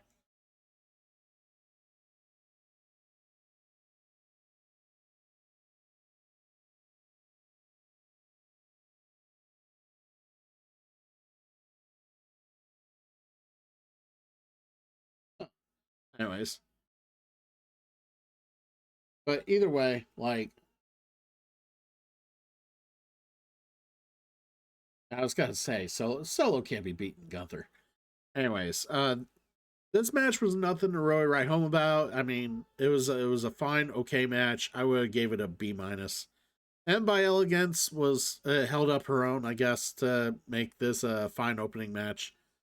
Kalani obviously went over to eventually drop the title to Ying Li, Lei Ying Li. I did backwards. Lei Ying Li at Gold Rush. So, but either way, like the Elegance brand tried to win the title both nights, both on Impact the night before and Turning Point, and she ended up beating both Elegance women. The other thing was I was trying to mention because I'm halfway distracted by this Gunther Sokoa match. A turnbuckle pad just came off by Sokoa. So I'm wondering if it's gonna be Gunther eating the turnbuckle or if it's gonna be Solo here. I honestly don't know how they're going to book this. I'm very curious. This has got me intrigued. Oh, we got Sokoa, Goons of Sokoa. It just mirrors the ring smaller. Can anyone get back to me on, like, get back to me in the comments or whatever? Let me know if that ring was fucking smaller. It looks fucking smaller.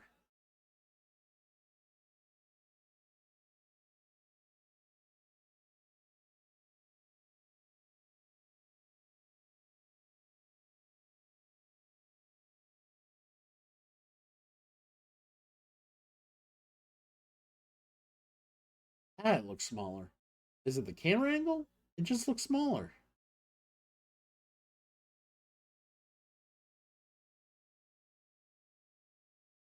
Oh, he low blew. Oh, he gave a low blow to Sokoa.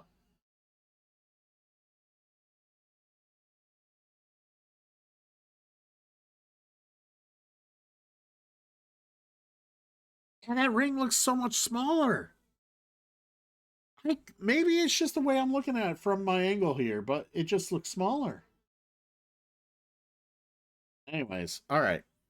So the thing I was talking about earlier about TNA and what the problem was, because they took time off, they made Mike Santana the champ, and at the Impact before Turning Point, they had um, they had Mike Santana defend it against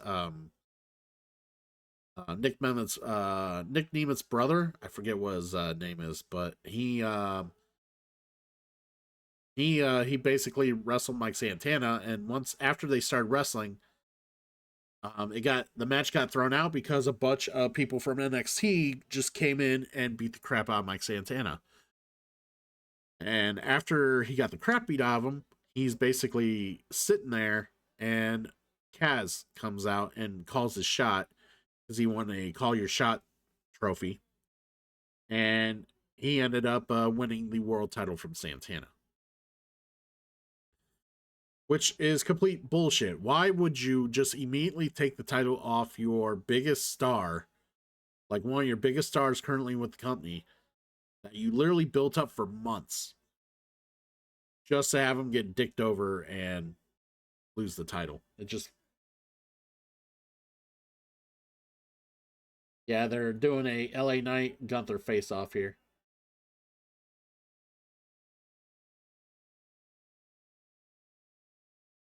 So I guess they're wrestling, both LA Knight and Gunther are wrestling on Friday night SmackDown. Okay. But anyways,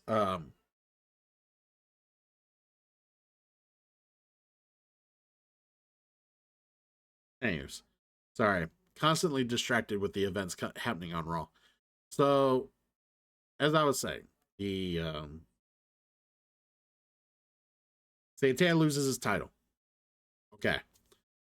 The next day, it's actually getting picked up by the dirt sheets that Santana's not returning calls, missed a meet and greet, and didn't like all these say like basically TNA officials say they haven't heard from Santana. And it's being picked up by the dirt sheets, like as if it's legit info. And it's like, okay, did Santana like bail on the company? And I'm thinking this could be legit because there's a lot of people in the company that are either their contracts are running out or are working on per appearance deals or whatever have you. Yeah, there's not a lot of contract stability right now in TNA. So it's just like, okay, could this be one of those things where, okay, he just told the company to go fuck themselves, you know? Um, you know, the dirt sheets were reporting and, waiting for new information. Here to find out later in the day that some TNA official leaked all this stuff out to build momentum for Turning Point for the story of Mike Santana. It wasn't real. It was just them working the internet. So they told the dirt sheets. So some higher ranking TNA official told the dirt sheets as if it was real news that Santana wasn't coming to Turning Point, was no showing events, wasn't answering his phone, blah blah blah. It was crazy. Insane and crazy. Um So yeah, it was like we're leading up to Turning Point. We don't know if Santana showed up, and here we're all thinking it's real news, and then we find out before the event that it was actually bullshit, and we were being worked. And they started the event already before we found out. They started the event basically saying, "Oh, well, I guess because I guess he's supposed to team up with um Macklin. Yeah, he's supposed to team up with Macklin to go against Kaz and Nick Nemeth for the main event." And I'm just like, okay, well, what? Like, so at the start of the event, it's like you're thinking it's supposed to be real, and he's like, well, I don't know if he's gonna show, so I guess it'll be me against the other two. Well, here to find out, it was a work. It was all bullshit, and Santana was gonna show up either way, all along. It was just a planned work. That's all it was. It's bullshit. They completely lied to the dirt sheets, like purposely to get people like bought into the idea to get eyes on the product. I thought it was stupid. Um, I know they've been doing investigations as to why there's NXT jobbers beating up on TNA champions, and they're looking into that. They're doing a whole storyline about it, so there's that. They had AJ Francis go against BDE. I don't even know who BDE is. Um, we're actually gonna look that up.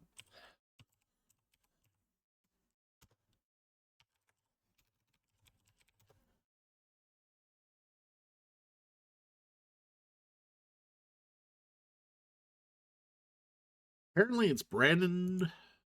Who is this? Brandon Collymore. He's a YouTuber who's known for his WWE 2K videos. Well, apparently, he's been trying to get into professional wrestling.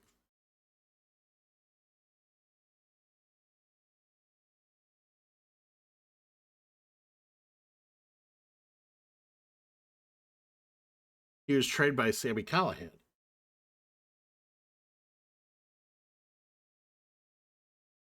Yeah. All right. Well, either way, AJ Francis basically dominated over BD. There wasn't really much of a match, honestly, and not really much to write home about. We move on. Um, like I said, they discussed they haven't heard from Mike Santana. Blah blah blah. Um, Indy Hartwell gets Danny Luna.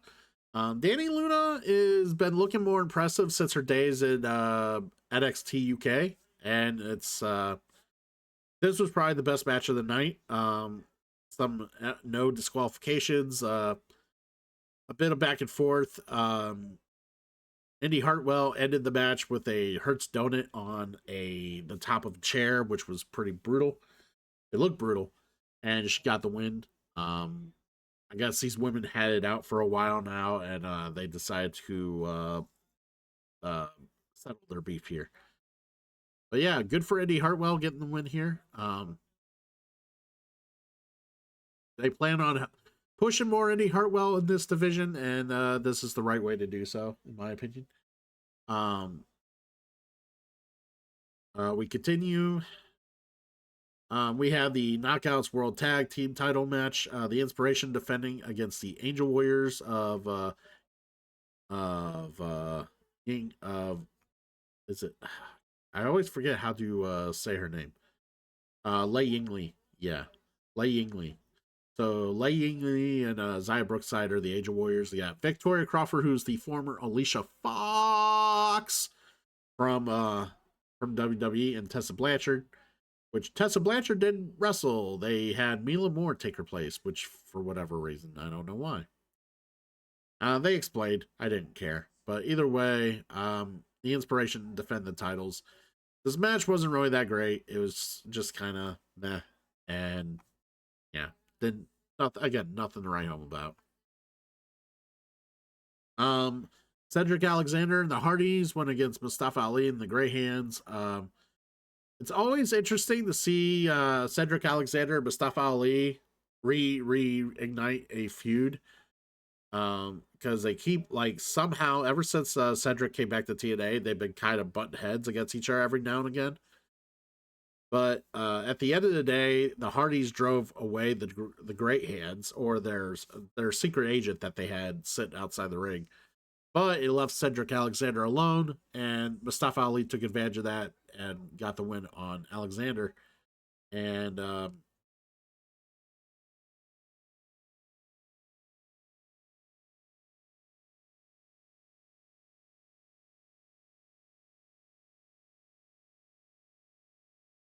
sorry,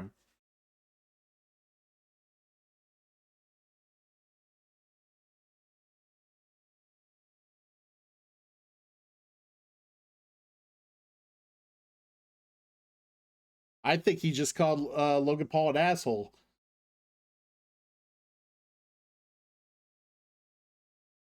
Rey Mysterio just slapped Logan Paul, everybody. Hell yeah.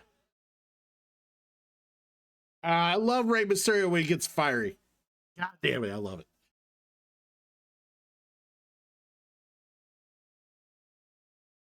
Rey Mysterio is such a fucking underrated talent that people don't give enough credit for. God, he's so good. Rey Mysterio's always been good. Anyway, um,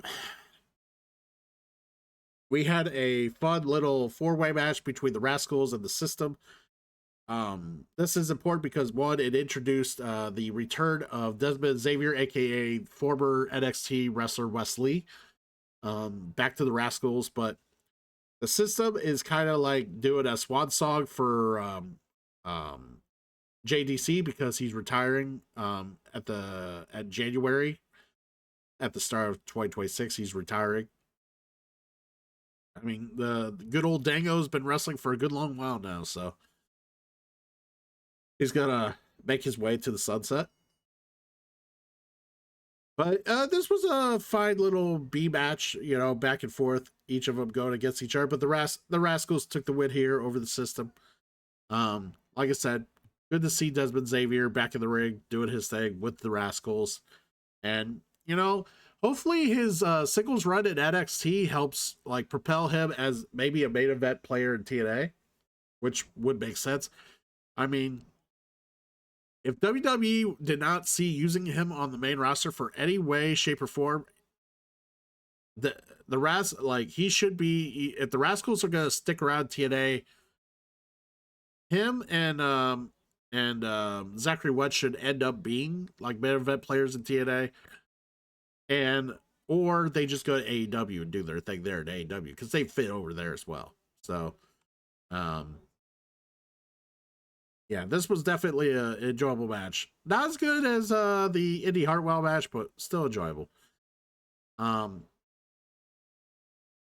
Actually, I think this could have been match of the night. Honestly, this was still a pretty enjoyable match. Leon Slater defending the X Division title against Rich Swann. Rich Swann, for those of you who are not as familiar, he was a 205 Live mainstay until WWE let him go. Or he quit. I can't remember what happened, but yeah, Rich Swann has had some dark moments in his life. Um, some that he sometimes falls into and that he recovers from. Right now, he's on the better end of a recovery. He's a former TNA World Champion, mind you. Rich Swann, former TNA World Champion. Which I didn't realize he was a TNA World Champion until their collaboration with AEW and Kenny Omega beat Rich Swann for the title. Which is like, in my mind, Rich Swann is nowhere in the level of Kenny Omega, and it's telling of TNA's booking sometimes. Like when they have someone representing them as their world champion, sometimes I think they try to and at certain times I wonder if they treat the X Division title as their number one title instead of the world title, based on who they book as their world champion, and based on who is doing the booking at the time. But And the other thing I've noticed about TNA events is that they never seem to defend both the TNA title and the world title in the same event. It's either they're defending the X Division title, and they're not defending the world title, and or they're defending the world title and not the X Division title. It's like they have them in the same fucking hierarchy, which I be in TNA. And once upon a time, you could do that because of like the wrestling at the time. You know, not a lot of there was still basically half the locker room was athletic and small. They could wrestle for the X Division title. The other half were bigger, slower, methodical, and psychological storytelling characters that wouldn't wrestle that sort of style, and they wrestled for the world title. Nowadays, any damn near 90% of the roster is as athletic as any other X Division star, so it's kind of hard. The lines are more blurred at this point. So now, in order to not blur those lines, I've just noticed through the booking anymore, they do not have the X Division title booked the same night as the world title. See what I mean? If I sound very congested, it's for some reason as the video's been going, my allergies have been getting worse and worse. So I apologize if I've been sounding like a duck. Um, wow, I'm just now realizing we're hitting on almost 2 hours, almost the length of this Raw. Um, well, it does make sense that I started this right as Raw started. So, um, but anyways, it was good to see Rich Swann. You know, kick some ass and do his thing. It was an enjoyable match.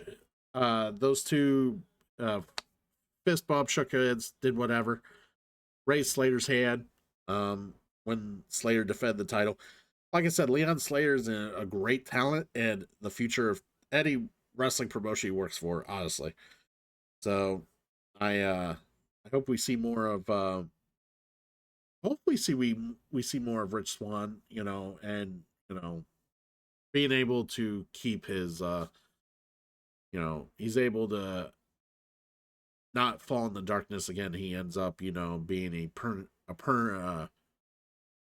trying to think of the word, a prime player in the TNA roster. Because he did look good here. He did look good. And then the final match, Macklin started the match on his own against Nick Nemeth and Kaz, and it was basically what you expected. They eventually Santana did show up, and he started beating up on Nemeth and Kaz. I think the match got thrown out, right? No, they did win. Okay, they did. Basically, Santana beats up Kazarian. I was kind of halfway distracted while I was watching this match because I forget what was going on at the time, but I ended up kind of zonking out a little bit in this match, so I couldn't quite remember who won. I did remember the end though, which is what you're supposed to remember, anyways. Santana, like I said, got the pin on Kazarian, which makes sense, but all the NXT people who beat up Santana the night before showed up again and beat the crap out of all four of the wrestlers. The Hardys came back with steel chairs and fell victim to the numbers game. So basically, you had all four members of the four-way and the Hardys all beat up in the ring by a bunch of NXT guys. At the end of the by the end of the night, I guess I didn't catch it, but I guess the security team, Sinner and Saint, and even Santino Marella were laid out by all the NXT guys. So yeah, TNA is all over the place right now with their booking, is what I can say. They're just basically, I mean, I don't know what else to say about it. They got this whole NXT invasion angle going right now. Just the other day, just what last week's Impact, I was seeing Twitter videos of Joe Hendry doing a concert covering Creed's My Sacrifice with Jeff Hardy. And I thought it was like, oh, is this an old concert? Or is this something, why is this odd?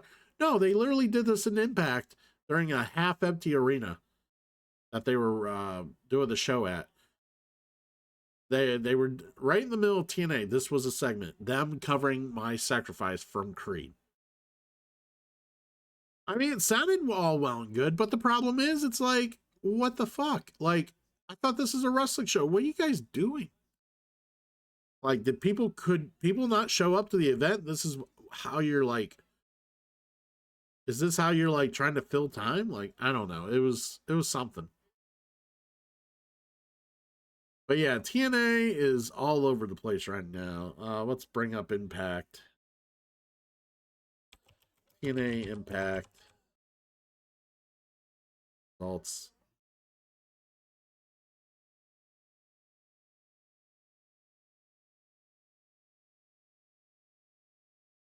Yeah, that was the other thing. They had Ryan Nemeth in a turkey suit. Um,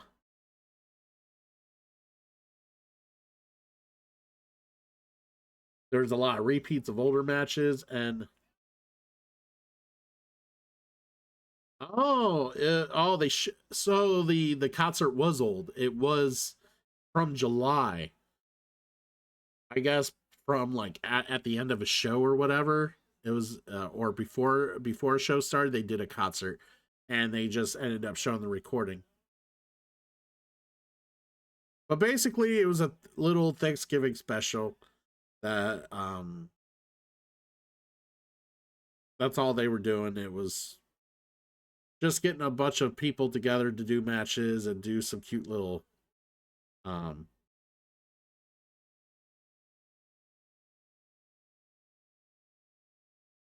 interesting. Yeah, so I was wondering what was going on, but yeah, Impact wasn't anything special to write home about. Sometimes when they do certain things in TNA, I just don't understand why. But yeah, guess I'm just curious what they're gonna do for the Final Resolution pay per view coming up. When is that? TNA.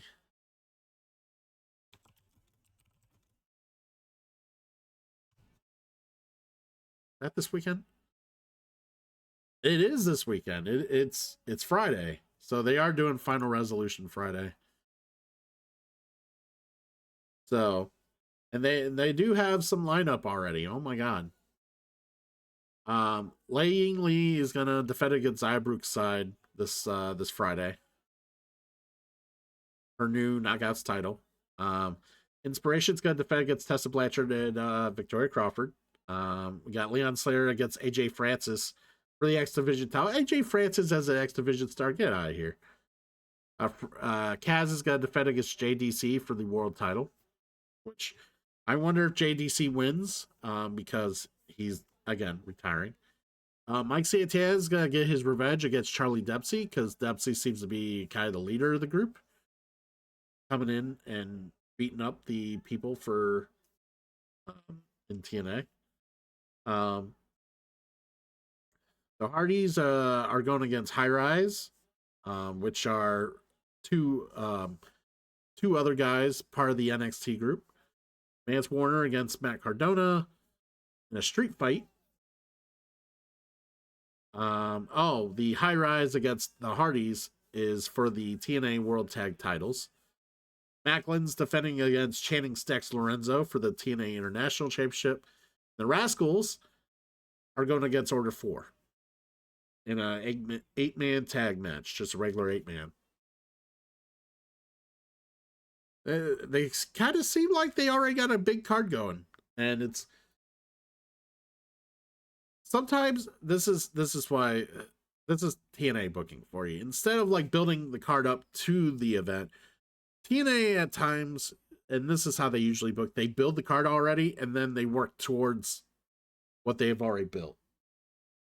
They're like, this is what we're already planning on. This is and we're just gonna have episodes until we get to that point. Like, it's kind of like letting everyone know ahead of time, and then it's like the booking makes sense in the way it leads to what they've already announced.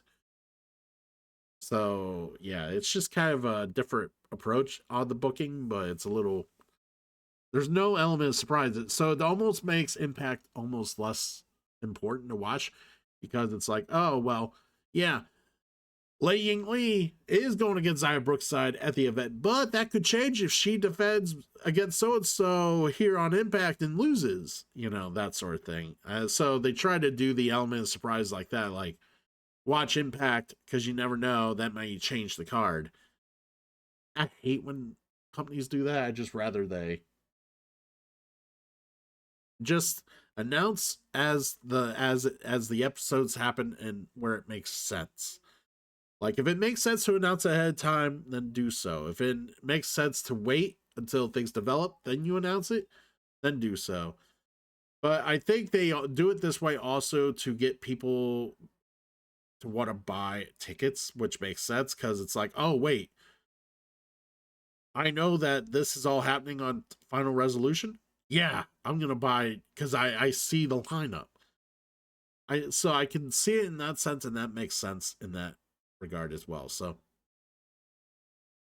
it's a little different, but it works. But yeah, they got some shit going down on TNA with the NXT invasion. Um, Apparently already pulling Mike Santana away from the world title picture, even though he barely got to hold on to it, and they did him dirty with that. Just kind of irritates me. But yeah, that's kind of the four main promotions in the U.S. Canada area, all in a nutshell. Um, what am I looking forward more? I'm looking forward to Deadline this weekend. I will check out TNA Final Resolution as well. Um, Obviously, I'm curious who John Cena's final opponent will be. But and then yeah, eventually the year will end. I know World's AEW's World's End will be coming up. So I don't think they got another big event until World's End.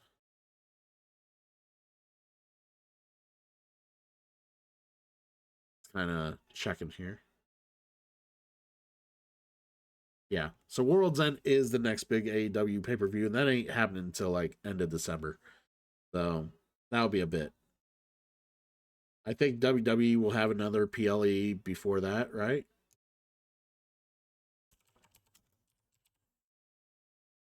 Checking their PLE calendar.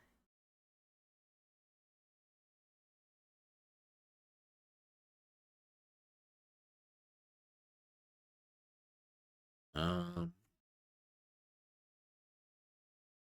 oh yeah, they don't. Yeah, they don't have another major PLE event for until 2026. Saturday's night main event is their next big show if they have a big show. So, um, yeah, all right. So yeah, we kind of went over. We spent 2 hours doing it, but we kind of went over some wrestling while I was mildly distracted by Raw. Um, but yeah, now this upcoming SmackDown, we're gonna see LA Knight against Gunther for which I definitely like. I could see the purpose of it having either one win the match, but it's gonna be Gunther. Like, there's no way LA Knight wins that match. There's just no way.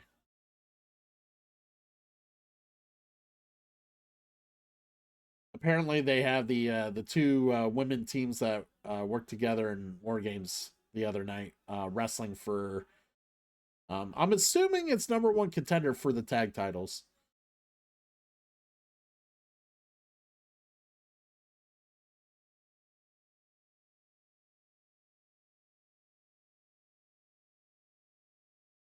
Anyway, um, yeah, sorry about the long video, guys. I wanted to cover a lot of this stuff. I meant to cover TNA and AEW sooner than this, but it was unfortunate that I got busy or distracted with other things. So we just did it all in one vid. I made sure discuss War Games first to kind of, if people didn't watch the video um, or just want to watch a little bit of it, or they want to see the most recent stuff, I went ahead and talked about the most recent stuff first. But honestly, wrestling is where it's at right now. I'm just kind of, if someone's gonna ask me how I feel about wrestling right now, WWE main roster, boring booking, just very monotonous, very lazy. They really need to do some different things to grab my interest again. NXT booking, superb, very, very well digestible, very, very easy to watch, and I'm happy with it. I keep wanting to watch their daily show every week. They give me a reason to. And the number one contender match got thrown out. Imagine that. All right. The TNA, I don't know what the fuck they're trying to do, but TNA's booking has always been hit or miss, so it is what it is. AEW, they are full on board the Continental Classic. They got some interesting storylines coming up. With Samoa Joe holding the title now, and the return of Swerve. Lots of cool shit to see in AEW. For those of you who are wondering, I am gonna try to host AEW launch party, like watch parties, when I can. I do have interested few in my community that do like to watch AEW, and I help them be able to do so. If there are interests in me showing like WWE watch parties or anything like that, let me know. TNA watch parties, let me know. Again, these watch parties would not be when they're live; they would be after the fact. Because I usually, when these events are live, I am busy or I am unavailable. This is a rare occasion for like Raw right now because I would normally be at work. Yeah, I would normally be at work, but I am on vacation this week. So here I am doing a video when I would normally be at work. And rightfully so, because when else am I going to have 2 hours to sit here and ramble about wrestling, complain about my allergies, and watch some bad Monday Night Raw? Actually, the Solo Sikoa Gunther match wasn't bad at all. That was actually pretty good.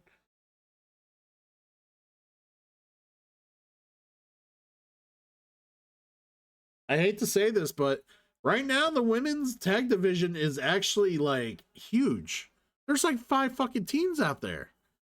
There's like 5 or 6 teams in the women's division right now in WWE.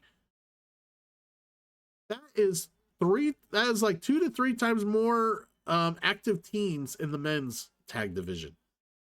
Crazy.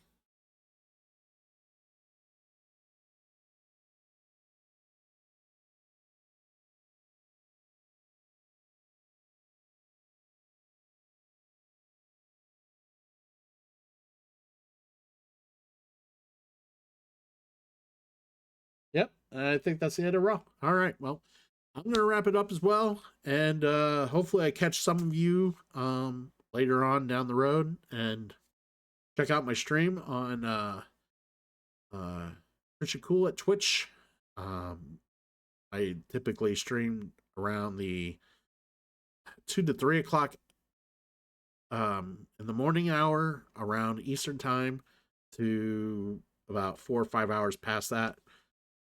So that's kind of my go-to stream time normally. But if you can't catch me there, you can catch me on the VODs that are on Twitch. I do post content to YouTube and transfer it. I'm trying to catch up on that and get that sorted out. But thanks guys for watching this. I know this was a long ass video, and I would be surprised if, you know what, if any of you made it to the end of this video, let me know that you're an Iron Survivor. That's right, Iron Survivor. Post that in the comment to let me know you made it to the end of this video, because I don't see anybody making it to the end of this fucking video. But if you do, surprise me. Let your boy know. And thanks for watching, guys.